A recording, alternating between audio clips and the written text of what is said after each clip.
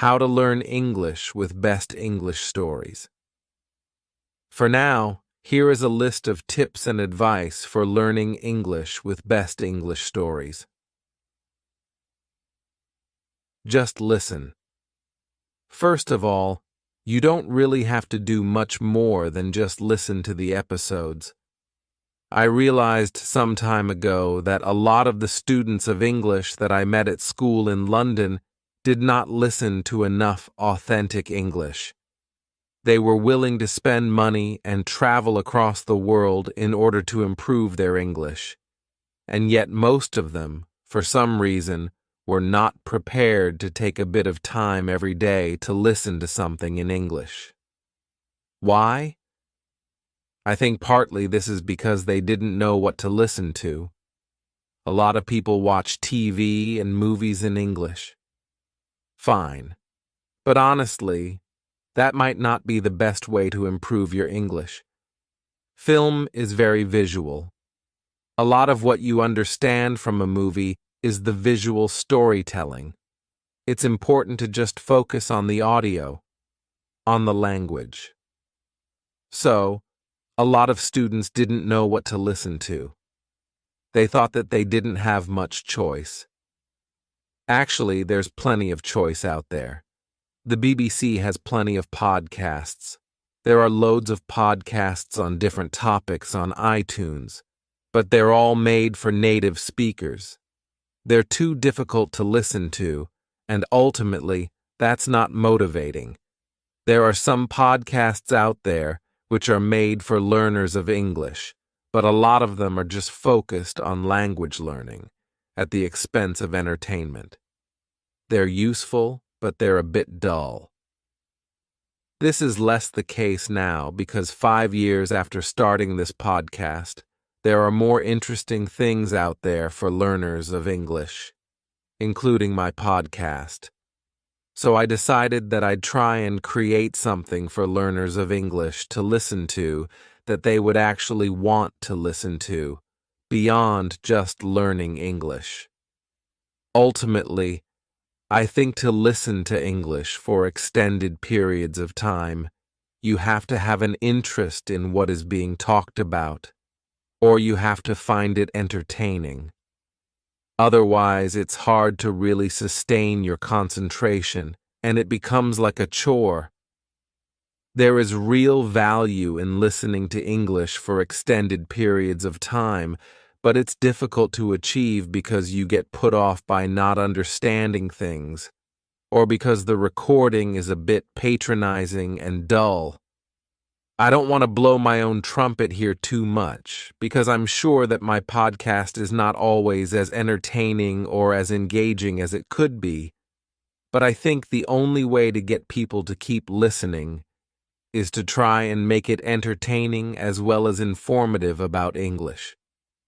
So, I record this podcast with you in mind, but I try to keep it as authentic as possible. I try to avoid being simplistic. I try not to grade my English too much. I know it might be challenging for you sometimes, but I attempt to hold your attention by talking in an enthusiastic way about subjects which I personally find interesting. Hopefully, the result is that you keep listening and that you feel personally involved in it somehow. Then, by exposing yourself to lots of English in this way, you are able to acquire the language, to pick it up in a variety of ways. Stephen Krashen and Language Acquisition Theory. Let me now refer to the language acquisition theory of Stephen Krashen. This theory is very well known among language learning theorists, and it underpins a lot of what we know about learning and teaching English. Krashen believed that there are 2 ways to develop our language learning skills. One is through language acquisition, and the other is through language learning. Language acquisition means that it is possible for adults and children to learn language in a subconscious way, meaning in a kind of passive way, by simply engaging with the language. The important thing is that you focus on the message in a bit of language. So, when listening to Best English Stories podcast, this means focusing exactly on what I really mean, rather than just on the specific items of language I'm using. The primary focus is to just understand what I mean, hopefully at a fairly deep level, in order to laugh at something I've said or feel moved by it, and then you kind of pick up the language as a result of that. You might not be immediately aware that you've learned some new language in this way. In fact, this kind of acquisition probably informs your passive knowledge of the language. According to Krashen, another type of language development is language learning. This is when you focus on learning specific forms, like studying grammar rules, for example. It involves having some instruction by a teacher, perhaps in the form of error correction, or from a grammar book which explains the rules of English. The downside of this kind of learning is that it is rather dogmatic, can be boring, complex, and abstract.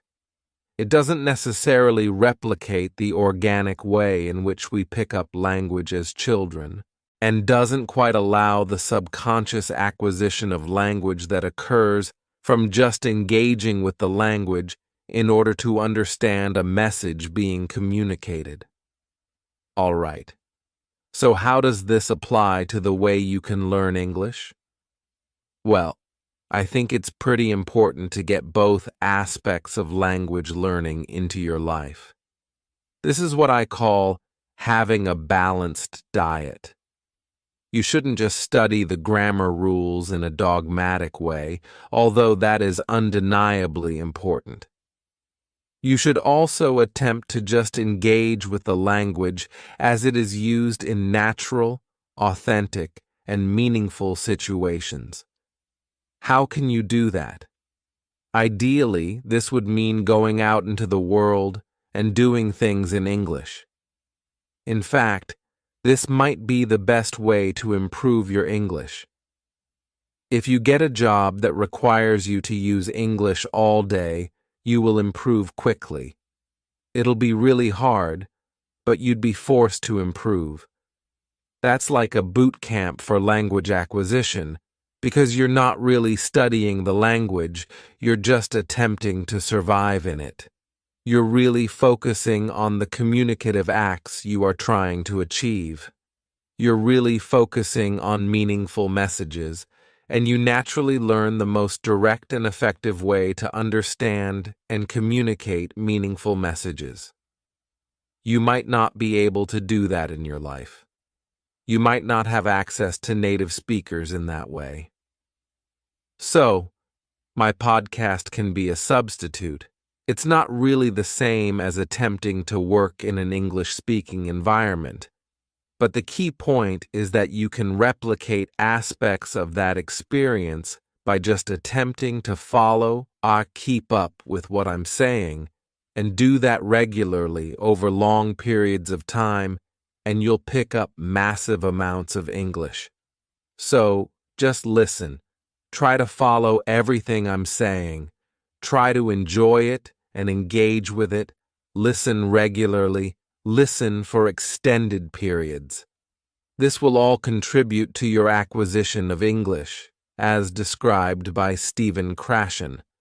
That's language acquisition, but you can also do more traditional language learning alongside Best English Stories podcast. First of all, outside of listening to the episodes, you can do your formalized language studying from a book or in class, and use LEP as a companion to that. Study the language, and then try to notice aspects of the language that you've studied in episodes of the podcast. For example, if you've studied verb tenses, you can listen to a story I've told on the podcast and try to notice those verb tenses, how I'm using them, how I'm pronouncing them, and so on. It can back up, confirm, or clarify the language study you've been doing. You should always refer to authentic language usage as a way of checking language that you've studied. Also, you can study the things I say in the podcast more directly. The podcast can be a study tool. Here are some ways you can do some active language study with the podcast. Use transcripts. You could read a transcript and check new words in a dictionary as you find them. Pay attention to the way I use the words, including the grammatical context, collocations between words, and pronunciation. Any new words or structures you find, make a note of them and practice using them yourself. You could attempt to write your own transcripts. This reveals a great deal about the gap between the English you know and the English that I use in the podcast. Try transcribing a section of one episode. You could do an episode that has already been transcribed. Listen carefully to it and try to write down every single word. There may be certain utterances that you just can't identify. Mark them with question marks. Listen again and again. You could just focus on a specific 5-minute section of an episode. Keep listening until you've done your best. Now check the proper transcript for that section and compare it to what you wrote. What are the differences? Now you can identify the gap between what you understand and what I said. Try to close that gap. Check the words you didn't know. Identify why you missed the pronunciation of something. Think about how I say these words and phrases and their definitions. Then you can start working them into your English when you speak. We'll look at ways of developing your speaking in a few minutes. A note on transcripts. You may be aware that a lot of my episodes have transcripts, which can really help you to study the language, although you shouldn't read them all the time. But you can also contribute transcriptions to my channel. If you fancy transcribing a few minutes of an episode, please send it to me, and I'll be able to correct it and publish it on my channel. I have a transcript collaboration going on using Google Documents. You might already know about this because I did an episode on that subject a couple of months ago. You can go to my channel and click Transcripts to find out more. Basically, writing transcripts of my episodes is not only a great way to use the podcast to improve your English, it also helps me to provide an even better service to my listeners. So, Best English Stories podcast is best consumed as part of a balanced diet. Listen freely and just try to enjoy and understand what I'm saying, and let your mind naturally acquire the language, but also mix this with more formalized language study to get the full 360-degree effect. You might think the formalized language study part of that is boring and time-consuming. That's fine. You don't have to do any of that, but as a compromise, what you can do is just be mindful when you're listening. Your first aim is to focus on the message, but you can also try to notice specific aspects of the language too. Try to identify words, phrases, and grammatical structures. You don't have to formally study them, just notice them as you hear them. Like, oh, he's saying depend on, so it must be depend on in English, not depend of. Things like that. Just be mindful when listening. I record different types of episode here. My main aim is to engage you and keep you interested, while presenting English to you in an authentic way. In some episodes, I try to draw your attention to the language more specifically. For example, I teach, explain, demonstrate vocabulary items referring to a topic, or bring your attention to an aspect of pronunciation. In those episodes, you can just chill out and follow what I'm saying, but you can be more active and make notes of the vocabulary. Try to remember phrases, listen again and pause the recording to test your memory. Listen in comfort and enjoy the experience. Krashen also writes about the effective filter hypothesis. This relates to the conditions in which learning takes place and how these can have a big effect on the successful acquisition of language. Basically, good conditions for learning are motivation. The listener really wants to hear what's being said and is keen to learn the language. High self-esteem and relaxation. These things allow the flow of acquisition to move freely without being blocked. Mental blocks occur when the learner is stressed, anxious, or feeling bad about themselves. This creates a mental block to the acquisition of language. I guess this relates to one of those situations in which you're in an unhappy language class. You feel stressed because of pressure from the teacher or from the judgment of your classmates. You feel low self-confidence because you don't get any positive reinforcement from taking part in a communicative exchange, and you're just not enjoying the experience of being there in the classroom. As a result, there is a kind of mental barrier which really prevents you learning anything. In fact, it might even make it worse because you associate learning English with painful or boring classroom situations. The advantage of Best English Stories as English podcast is that the emphasis is on fun, a lot of the time. You have nothing to fear or worry about when you listen to this. In fact, it can be an extremely pleasurable experience. I'm not just bigging myself up here.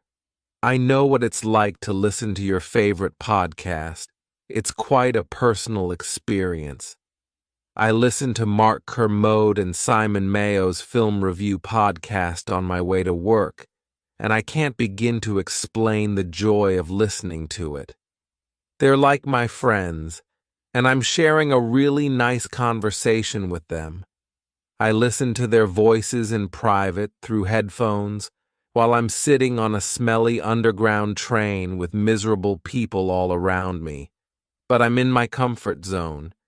In fact, sometimes I'm disappointed when I reach my metro station because I just want to keep listening to the podcast. Hopefully, listening to Best English Stories English podcast is a similar experience for you. That's certainly the idea. This should be a personal and enjoyable experience for you, and I invite you to just enjoy being part of the podcast community. And remember that all around the world, there are other people like you, listening to me ramble on about stuff. There's no chance of the effective filter giving you a mental block in this situation because you should be in your comfort zone. That's the advantage of podcasting. You really can listen to this whenever and wherever you want, and you are free to get as comfortable as you please. As I've said before, feel free to listen to this in the bath, on the loo, or as you softly and slowly drift off to sleep at night. Of course, you can also listen at your desk, with a pen in your hand, or while typing, in order to make notes or write transcripts. You can also sit up and read transcripts. It's up to you. The main thing is to just enjoy yourself and let the English go into your head. Just imagine that my voice is bouncing around inside your mind, and lots of the words and sounds are sticking in there. You should certainly listen to episodes more than once. In fact, if you're interested in really learning English from this podcast, I think it's vital to listen several times. Once is not enough. In fact, you might only scratch the surface if you listen just once. Listening again and again will allow you to get really familiar with what's being said. You'll notice and remember things that you didn't catch the first time. Repetition is really important as a way of helping your brain notice patterns. After a couple of listens, you'll remember certain phrases, bits of intonation or responses, and they will be reinforced when you listen again. It might be asking too much of you, but you could even start to remember and repeat some of the things you've heard on Best English Stories' English podcast.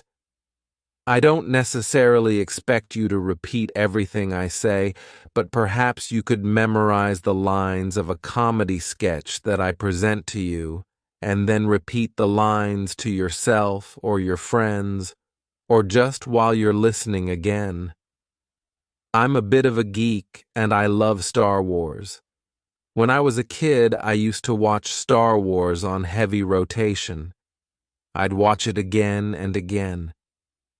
Now I can remember all the lines from the film. In fact, I don't just remember the lines, I remember the bits of music and sound effects too, as they occur in the film. It's the same with Monty Python films and sketches. I've watched them so many times that I can repeat a lot of the script from memory, and in fact some phrases from those movies have found their way into my vocabulary. You can do that too, by listening to episodes more than once, and listening to some comedy sketches which I present to you many times. Soon, I'll be doing an episode about Monty Python. For some reason, Monty Python sketches are very memorable. In fact, there are several generations of people in the UK and America who grew up watching Monty Python films, and who are able to recite whole sketches to each other. Again, you can do the same thing, realize that there are some terrifically funny things in English, and use that as a way to pick up language. There are a number of different areas to focus on with English. 4 skills: listening, reading, writing, speaking language systems, grammar, vocabulary, pronunciation, discourse. Listening. I've already talked a lot about the benefit of just listening for fun, or listening in a more active way. I did mention that it's good to be comfortable when listening. I should add, too, that I think it's important to try and listen to things that you don't completely understand. It's fine to listen to things that you don't understand completely, and the general opinion on this seems to be that you should push yourself when you listen, and don't get put off if there are things you don't understand. It's in that challenging experience that your brain is really piecing things together. For example, if you struggle to understand my conversation with Daniel Burt, that's fine. In fact, that struggle is good. Listen again and keep trying. Don't give up. Push through those moments when you don't understand. Keep going. Don't let confusion stop you. Also, try to identify subtle differences between accents. You may only notice little differences at first, but eventually you'll be more and more aware of the differences between accents. Eventually, you'll be able to say, this guy is from the north of England, this one's from Australia, or whatever. Reading transcripts on my channel. Outside of the podcast, read a variety of texts. Again, try to find things that you enjoy. You should also be aware of your purpose for learning the language. What are you going to use English for in the future? You may need to read emails or business reports. it may be worth reading articles that talk about business trends. Otherwise, just reading any well-written text for enjoyment is a really good way to improve your literacy. I must add a lot of videos on my channel with recommendations for reading. There's loads of reading you can do, blogs, newspapers, but also books, which you can download free online. I haven't done it yet, but I'm planning to give you a list of some good things to read. Writing again, this is not one of the things that I focus on a lot on Best English Stories English podcast. The focus is mainly on spoken English. However, transcribing podcast episodes can be good for your writing. You could also write your own blog, which contains your opinions or your outlook on a topic. Feel free to write a response to episodes of my podcast in the comments section. You should aim to concisely express your opinion in a structured way, using the most appropriate words you can find, perhaps including some words you've picked up from that episode of the podcast. Think about the person reading the comment. Make it easy and enjoyable for them to read, and focus on stating very clearly and efficiently exactly what it is you want to say. Considering those ideas can help you to make your writing more effective. If, however, you need to practice writing for the IELTS test, you will need to do more specifically focused writing practice, probably using an IELTS preparation book or following an IELTS course of some kind. My podcast can help you with general skills, vocab, etc., but for specific kinds of writing work, you should do some specific writing practice. Practice, practice, practice. As I said before, to get the best out of Best English Stories' English podcast, use it as part of a balanced diet. Speaking. Perhaps the best way to improve your speaking is to actually practice it in real-life situations. The requirements of that situation will train you to say the right things at the right time with the right tone. You should certainly be aware of how intonation is important in affecting a message. These are things you can learn from trying to enter into meaningful acts of communication and learning from your mistakes. You might also need a teacher to actively correct your errors, but you can definitely use Best English Stories' English podcast to improve your speaking too. Let's look at some ways to do that. Just try to take some aspects of my speech and apply it to your speech. You could just add some words or phrases you've heard from me and use them yourself. Or you can pick up some speech patterns, pronunciation from me and add that to your speech too. If you like, you could use my speaking as a kind of model for your own speech. More specifically, you could copy and repeat some of my sentences. Listen to a line I say, and then repeat it and try to sound exactly like me. You could listen to phrasal verb episodes, and whenever I present an example sentence, pause the episode and repeat it after me. Keep doing that until you feel your version is pretty similar to mine. So just listen and repeat until you've worked out how to make the same sounds as me. Think about vowel and consonant sounds, combinations of consonants, and how to make those sounds with your mouth. Think about connected speech, what happens when words are pronounced fluently together in a sentence. They might get pronounced differently. Certain sounds may be dropped when words are linked, and some sounds may be added when words are linked too. Pay attention to these aspects of pronunciation.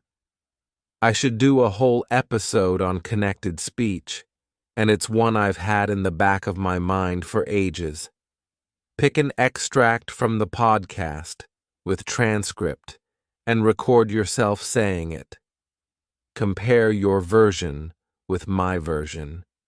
Then, work on the transcript. Underline the stressed words. Add lines to represent pauses for emphasis. Identify word links in pronunciation. Listen to me saying that extract again and check your sound scripted transcript. Now record yourself doing it again, this time adding the intonation, pausing, and sentence stress. Compare that to the original. This can help you develop awareness and control of speech patterns. Record yourself just talking in response to one of my podcast episodes. If I've talked about UFOs, for example, not yet, but I will, then you could record yourself talking about UFOs too. Try to include any words I've presented to you on that topic. If you like, you could leave an audio comment on my Audioboo page and let the world know how you feel about something. Or you could start doing your own podcast, like Zdenek from Zdenek's English podcast. He's not a native speaker, but following a suggestion in one of my episodes, he decided to do his own podcast. He now has followers and listeners, and he's really into it. Listening to his episodes, I get the sense that his confidence is developing and he's finding his own voice. It must be very good for his English, which, of course, is already excellent. You could do it too if you want. The main thing is practice. Use as many opportunities to practice as you can. Join clubs to meet English speakers. Use the internet. Find groups on meetup.com in which people are doing language exchanges. Put yourself outside your comfort zone. Don't be shy. Give it a try. Take the initiative. No one can do the speaking for you. There's no shame in making mistakes. You have to be in it to win it. So open your mouth and get talking. Remember that English is about what you can do, not just about what you know. Be active. Find your voice in English. If you're in a classroom, don't be one of those quiet students. It's completely up to you to start talking, and why not do it in the safety of a language class? That's the whole point. Speak up in class and use that as a safe place to experiment and make mistakes. Experiment. Switch off your editor. Don't listen to the voice in your head which is telling you to keep quiet or telling you that you can't say something because it might be wrong. It does not matter if you're wrong. Remember that you have to say something wrong about 5 times before you get it right. Get through those 5 times nice and quick, and then you'll be fine. Sometimes, opening your mouth is the hardest thing to do, but once you've started speaking, it gets easier. Keep up the momentum. Keep your voice warm. Stay positive. Enjoy expressing yourself. Your teacher will love it if you are an active member of class. In fact, you need to prove to your teacher that you're making an effort. We always like those talkative and positive students. Use that to your advantage. You'll be more likely to get good grades and get leveled up. Be nice, be friendly, be talkative, but also listen to others and help them too. That's a recipe for success for any language learner. Actually, I just sent Zdenek a message and asked him for his comments on the subject of using LEP to improve your English, particularly speaking. And here are his comments, which I agree with wholeheartedly. In fact, before I read his comments, it may be necessary to remind you that Zdenek is a well-qualified teacher of English from the Czech Republic who lived in the UK for a number of years, and who has got a master's degree in English language. So, He definitely knows what he's talking about. I'm sure many of you listening to this have similarly good advice and comments on this subject. I am very keen to encourage you to share that information. You can leave text or audio comments under this episode. So here are Zdenek's comments. How can listening to LEP improve your speaking skills? It can mainly improve the following skills, sub-skills. 1. Listening, obvious. 2. Reading, spelling, reading scripts, additional notes. 3. Writing, spelling, script, feedback or Thanksgiving emails to Best English Stories. 4. Grammar, listening to grammar patterns as part of exposure theory. 5. Vocabulary, learning new vocab also guided by the exposure theory. 6. Pronunciation, passive listening. As for the speaking, it is a different question. If you want to improve your speaking through LEP, you have to approach this actively.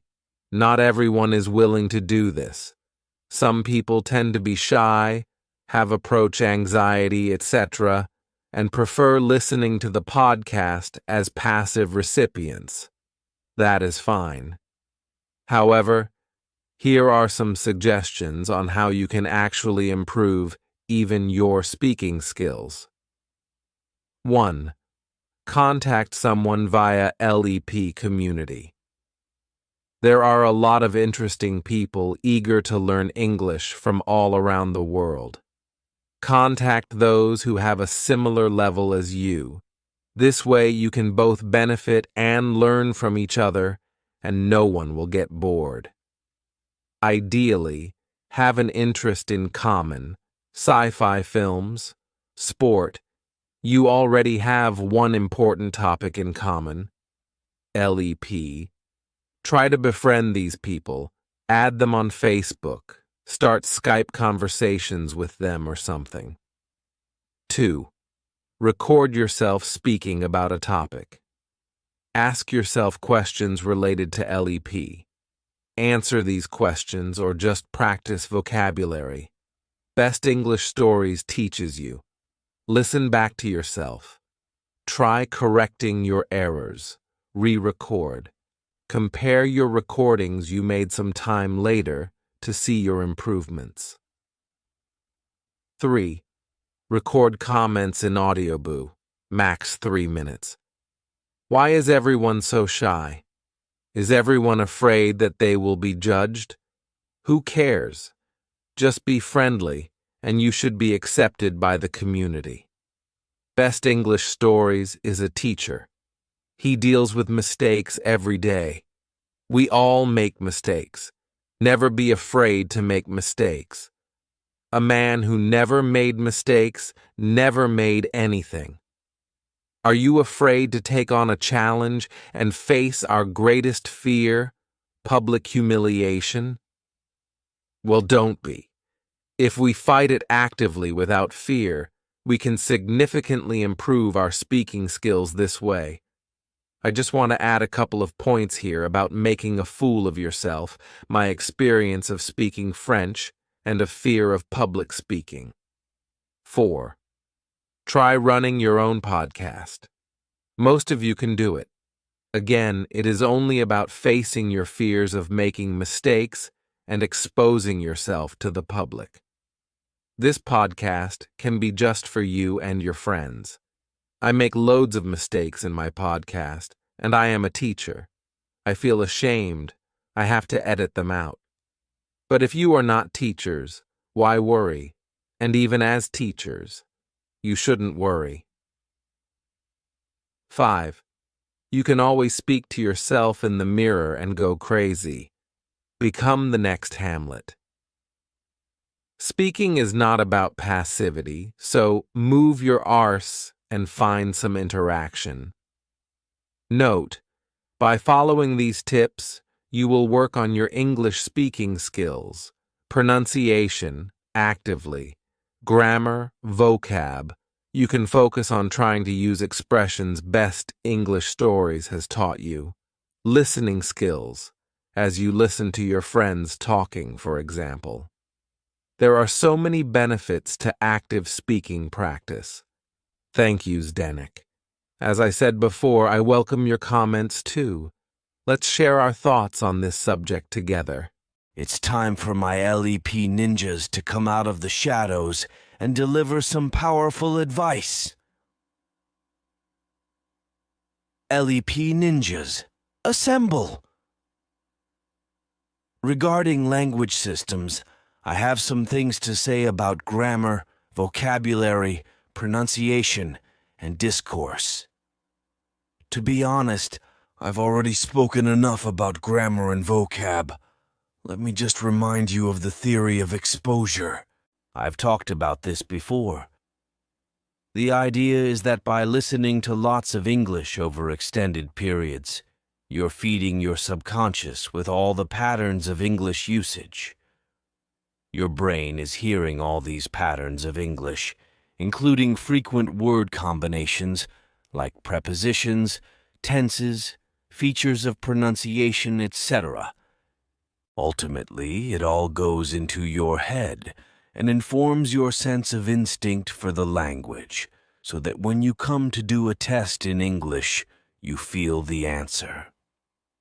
You know that this particular preposition goes with this particular verb just because you've heard it a number of times before, and so it feels natural. Feed your head with English. Feel the English rather than knowing it. Use the Force, young Jedi, and remember, the Force will be with you. Always. Oh, and don't forget, you're never too old for this. Language study is a great way to keep your mind fresh and supple. My grandfather is over 90 years old and he's still really sharp. Perhaps this is because he's still going to French and Spanish classes on a regular basis. Regarding pronunciation, a lot of the tips you've been given here will help with that. But I just want to add that improving your listening skills will naturally improve your pronunciation skills too. The two things go hand in hand. The more you're able to understand natural spoken English, the more you are able to decode the sounds used to make it. Understanding this natural sound code can allow you to start using it too. There is a direct connection between listening and pronunciation, but to fully reap the benefits, you need to actively practice pronunciation. The methods I've mentioned already in this episode, repeating, recording, re-recording, comparing, speaking in front of the mirror, etc. They're all good approaches to practicing and improving your pronunciation. Don't be shy, give it a try. You've got nothing to lose, just things to gain. Go for it. As for discourse, this is really about how you structure your speaking. How do you link your ideas up? When you listen, try to notice any specific phrases I use to link my ideas together, move from one topic to another, deal with moments when I don't know what I'm saying, and so on. What are the tools I use to perform certain functions? Can you identify these things and take them on yourself? Try talking about a topic for 5 minutes. See how difficult it is to talk on your feet. Do it again and again until you develop methods of thinking and talking at the same time. Listen to discussions and focus on the ways in which people interrupt, agree, disagree, or whatever. Think about the way we use the language to be polite or indirect. How is humor added to what we say? How does intonation affect the hidden meaning behind our words? Explore these ideas when you listen, and then test them out in your speaking. That's it for this episode. I hope you have found it motivating and inspiring.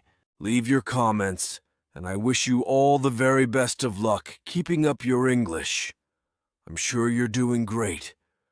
Well, you must be, because you're already listening to Best English Stories podcast, and long may it continue.